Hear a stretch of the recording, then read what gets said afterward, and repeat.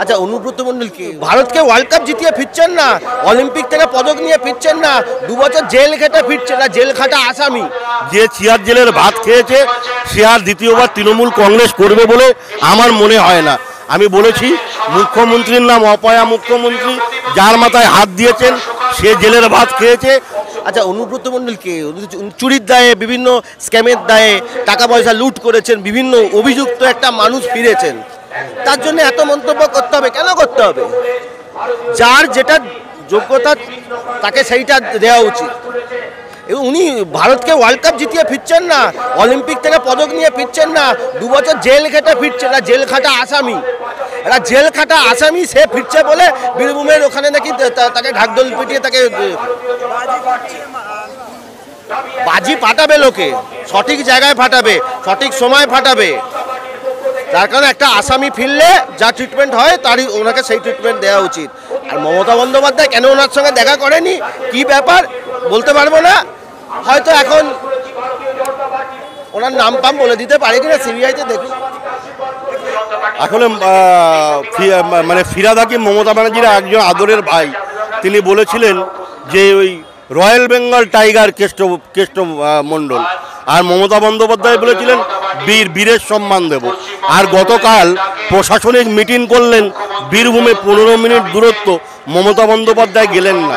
আমার মনে হচ্ছে মমতা বন্দ্যোপাধ্যায়ের আদরের ভাইপো অভিষেক বন্দ্যোপাধ্যায়ের নাম সিবিআইয়ের কাছে বলে এসছে যে আসল অপরাধী আমি নয়, আসল অপরাধী হচ্ছে অভিষেক বন্দ্যোপাধ্যায়। কয়লা পাচার, গরু পাচার, ঠিক আছে, সমস্ত বালি পাচারের টাকা আমি ওই শান্তিনিকেতন কিংবা কালীঘাটের টালির চালায় পৌঁছে দিতাম। তাই মমতা বন্দ্যোপাধ্যায় ভয় পেয়েছেন, মমতা বন্দ্যোপাধ্যায় দূরত্ব তৈরি করছেন।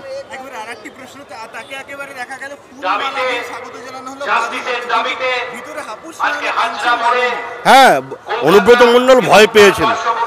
150 কেজি ওয়েট ছিল, এখন 120, শুকিয়ে কিসমিস হয়ে গেছে। যে চেয়ার জেলের ভাত খেয়েছে সে আর দ্বিতীয়বার তৃণমূল কংগ্রেস করবে বলে আমার মনে হয় না।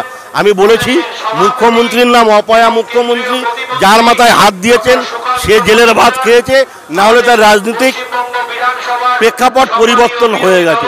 যেমন মমতা বন্দ্যোপাধ্যায় হাত দিয়েছিলেন অনুব্রত মণ্ডল, জেল খেটেছেন।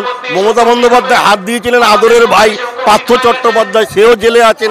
মমতা বন্দ্যোপাধ্যায় মাথায় হাত দিয়েছিলেন জ্যোতিপ্রিয় মল্লিকের, সেও জেলে আছে। মমতা বন্দ্যোপাধ্যায় হাত দিয়েছিলেন মানিক ভট্টাচার্যকে, সেও জেল থেকে হাল ফিলে ফিরেছেন। মমতা বন্দ্যোপাধ্যায় যার মাথায় হাত দিয়েছেন সে জেলে ঢুকে গেছে। ওয়েস্ট বেঙ্গলে যতক্ষণ পর্যন্ত এই তৃণমূলের গভর্নমেন্ট এবং মমতা ব্যানার্জির সরকার আছে, ততদিন পর্যন্ত যারা চুরি করেছে, যারা মার্ডার করেছে, যারা বিভিন্নভাবে স্ক্যাম করেছে, কাটমানি নিয়েছে, ইডি সিবিআই দ্বারা ধরা পড়েছে, এবং এটা শুধু ধরা পড়া না, অ্যাকিউজ না, তারা যে কাজগুলো করেছে তার প্রমাণও রয়েছে। সেই সব মানুষগুলো তারা যখন বেলে বেরোয় তাদের বীরের সম্মান দেওয়া হয় শুধুমাত্র পশ্চিমবঙ্গেই। বেল পাওয়া মানেই হচ্ছে সে অভিযোগ থেকে মুক্তি পাওয়া না। আরও এখনও অনেক কিছু বাকি রয়েছে, কিন্তু পশ্চিমবঙ্গে আমাদের এইটা হচ্ছে দুর্ভাগ্য যে রাজ্যে এই মমতা ব্যানার্জির যে সরকার চলছে, এক জায়গাতে উনি মুখ্যমন্ত্রী, সেখানে উনি স্বরাষ্ট্রমন্ত্রী মানে পুলিশ মন্ত্রী, তার সাথে সাথে স্বাস্থ্যমন্ত্রী। আপনারা দেখেছেন সারা পশ্চিমবঙ্গে এমন কোনো মেডিকেল নেই যেখানে স্ক্যাম আছে, যেখানে থ্রেটের কালচার থেকে শুরু করে যেখানে দুর্নীতি রয়েছে, সেটা এখন জলের মতন পরিষ্কার। আরজি করে কি হলো, আর উনি স্বাস্থ্যমন্ত্রী, উনি কোনো কিছু জানেন না। আজকে জ্যোতিপ্রিয় মল্লিক, উনি খাদ্যমন্ত্রী, উনি স্ক্যাম করেছে উনি জানেন না। আর পার্থ চট্টোপাধ্যায় যে পরিষদীয় নেতা এবং প্রাক্তন যিনি স্বাস্থ্যমন্ত্রী, যিনি শিক্ষামন্ত্রী ছিল, তা উনি দুর্নীতি করেছে উনি জানেন না।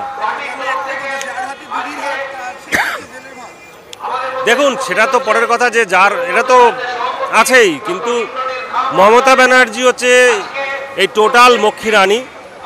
উনি সবই জানেন কোন কোন ডিপার্টমেন্টে কি চলছে, কি ব্যাপার। কারণ উনি নিজেই বলেছেন যে উনি তো একটাই পোস্ট, বাকি সব ল্যাম্পপোস্ট। ওনার আঙ্গুলি হেলন ছাড়া কোনো কিছুই এই পশ্চিমবঙ্গে তৃণমূল সরকারের যে চলছে তা কিছুই হয় না। তাহলে পরে এই যা স্ক্যাম হয়েছে, যতগুলো ডিপার্টমেন্ট, আরও অনেক ডিপার্টমেন্ট আছে সামনে বেরোবে, এর নৈতিক দায়িত্ব নিয়ে ওনার পদত্যাগ করা উচিত ইমিডিয়েট। আজকে ভারতীয় জনতা পার্টি যতক্ষণ না পর্যন্ত উনি পদত্যাগ করছেন ততক্ষণ পর্যন্ত আমাদের এই লড়াই জারি থাকবে।